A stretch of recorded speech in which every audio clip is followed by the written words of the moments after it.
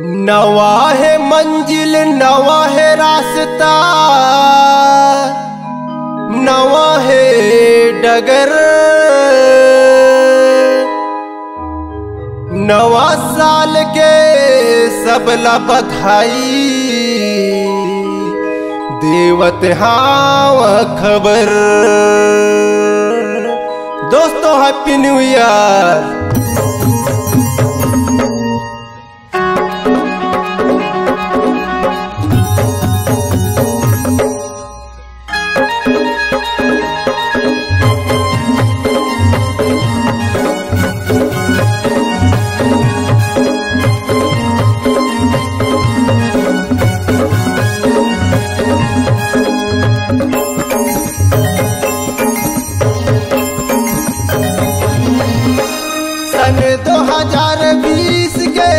सन 2020 के करत हवन विदाई, आए नया साल के सबला गाड़ा गाड़ा बधाई, आए नवा साल के सबला गाड़ा गाड़ा बधाई। सन 2020 के सन 2020 के करत हवन विदाई,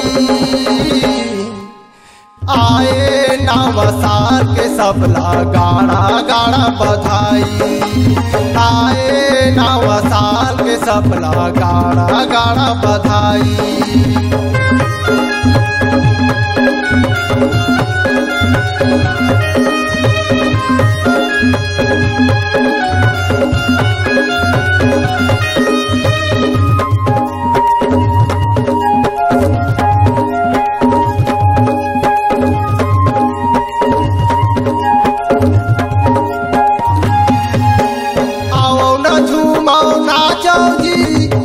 नाचो सब गावो जी, झूमो नाचो सब गावो जी।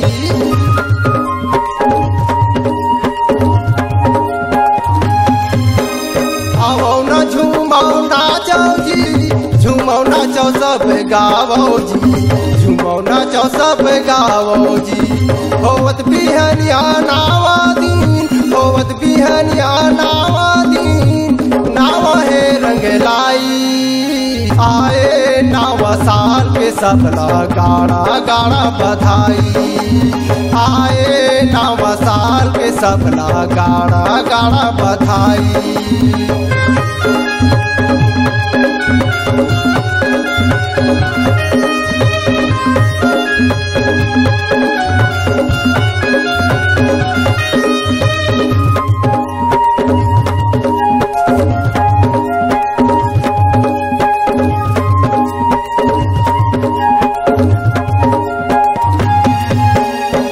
पाना कुछ खोना है, कबू हंसी कबू रोना है, कबू हंसी कबू रोना है।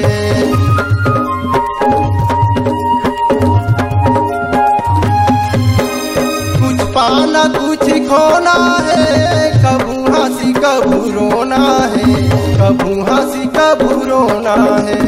सन 2021 माँ, सन 2021 माँ होई सबके भलाई, आए नवा साल के सबला गाड़ा गाड़ा बधाई, आए नवा साल के सबला गाड़ा गाड़ा बधाई। सन 2020 के सन 2020 के करत हवन विदाई,